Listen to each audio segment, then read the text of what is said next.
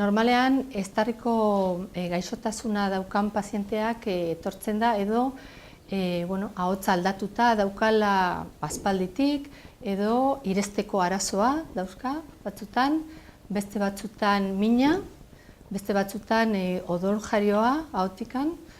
Sintomak izan daiteke asko, baina gehienetan izaten da hori.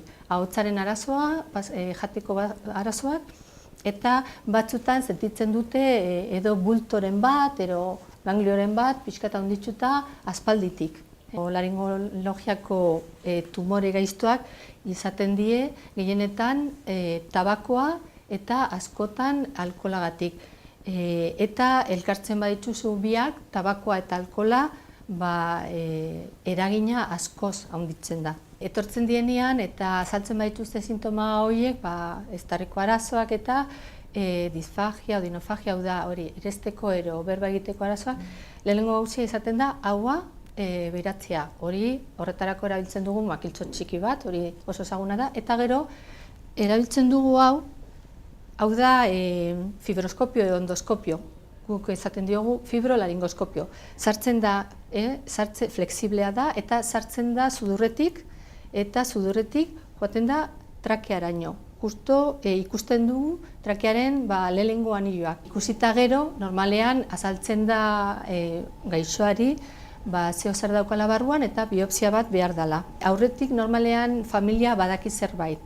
Susmoatz, gure otorrinoko tumoreak nahiko berdina diedanak. Orduan ikusten duzunean, gehienetan izaten die, pentsatzen duzunean tumor gaiztoa dela izaten da. Orduan familia aurretik pixkat berba egin du eurekin, baina gaixoari beti itxaroten dugu aste bat papelakin, biopsiako estudioarekin esateko zer den, eta handik aurrera ze egin behar den. Eta hori da zaiena, gero ze tratamendu jarri. Batzutan daude batzuk eta erabaki behar da zein da egokiena.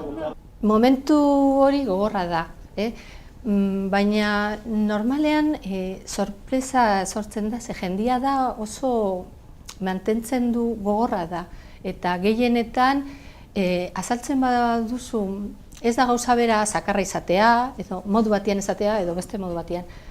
Normalean esaten diogu zer da, baina tratamentua daukala. Hau da, itxaropena dagoela hori sendatzeko. Eta nik uste oso importantea dela gauza biak batera zatia. Hau da, txarra da, minbizia da, eta baina tratamentua da, eta tratamentua da sendatzeko. Une gogor bat da erabakitzea ze tratamentu. Ze lehen ia euneko operatzen ziren, baina gaur egun orain dela 20 urte daude bi tratamentu. Bata esaten dugu kontserbadorea, hau da, kimioterapia eta radioterapia, eta mantentzen duzu laringea, eta mantentzen duzu ahotsa. Eta bestia da operatzia, kentzia laringea. Minbizia txikia dienean, ahotskordan, hori da laringektomia partziala, oso laringektomia txikia, eta hurrengo egunean etxera doazte. Etxera eta gainera azten die berehala ez daukate traketomia, azten die berehala jaten. Orduan, kaso horietan, normalean eguneko 90 pronostikoa da oso ona, sendatzen dira. Baina, kentzen baldin bada dana, normalean tumorea handiagoa da, eta traketomia betiko daukate, eta ikasi behar dute berba egiten edo esofagoarekin, ero batzutan jartzen da protesis fonatoria. Oraintzen operatzen dugu askoz gutxi hau, lehen baino. Orain dela 20 urte operatzen genuen, 2-3 aldiz oraintzen operatzen duguna. Eta aurten adibidez izan die 10 bat laringektomia totalak. Hau da, danak entzia, traketomia ustea, eta orduan gero joaten die elkarte batera ikastera berba egiten, ero batzutan jartzen diogu protesis fonatoria eta horrekin hitz egiten dute.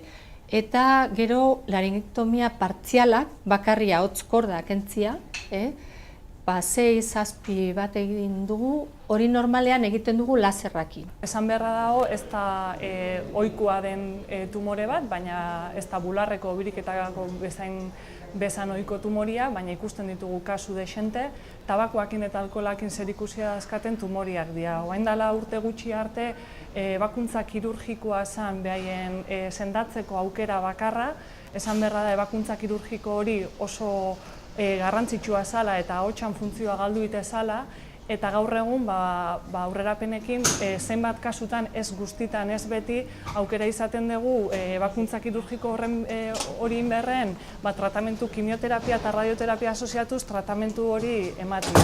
Gizartia informatuago dago eta horren bidez ere aukera aukitzen dugu lehenago diagnostikatzeko. Hala ere, kasu askotan pazientean aurreneko sintoma azaltzen denean edo medikura jotzen duen momentuan tumoria oso aurreratua dago eta desgraziz nahiko tratamentu gogorrakin berdia, bai ebakuntza kirurgiko zabal bat edo tratamentu toxikotasuna handia dakaten tratamentua kimioterapia eta radioterapia dian bezala. Kasu batzutan laringektomian alternatiba bezala kimioterapia baino radioterapian tratamentua dakagu. Batzutan radioterapia bakarrik izan daiteke, baina kasu batzutan tumoria oso hedatuta baldin badago, kimioterapia asoziatuta erantzun hobiak ikusten dira. Bi zerbitzu desberdin geha, radioterapeutak tratamentu radiazio ionizantiak dira eta normalian egunero astelehenetik ostiralera etorri berri izaten dute 5-6 astetan tratamentua jasotzera. Kimioterapia zainetik ematen den tratamentu bada, sistemikoa dela esaten da, ze gorputz guztian du eragina, ez lokalki eztarrian bakarrik, kasu honetan, eta mota diferentetakoak daude normalian edo astean behin edo 3 astetik behin ematen dian tratamentua dira. Biak batzerakoan nahiko tratamentu toksikoak izaten dira, aste horietan batez ere, inesteko arazoak edukitzen dituzte, mina edukitzen dute, eta askotan jateko dietistek lan pixkatin behar dute eta aportazio dietetikoak eman, sonda bidez, eta batzutan beharrezkoa izaten da nutrizio parentela, hau da, zainetik tratamentua sartzea. Bere alde txarra hori izango zen, bere toksikotasuna aste guzti horietan, baina alternatiba ona da, ze azkenian ahotsan funtzioa mantendu egiten da, eta sozialki harremanak eta mantentzeko oso garrantzitsua izaten da luzera begira pazientian bizi kalitatea.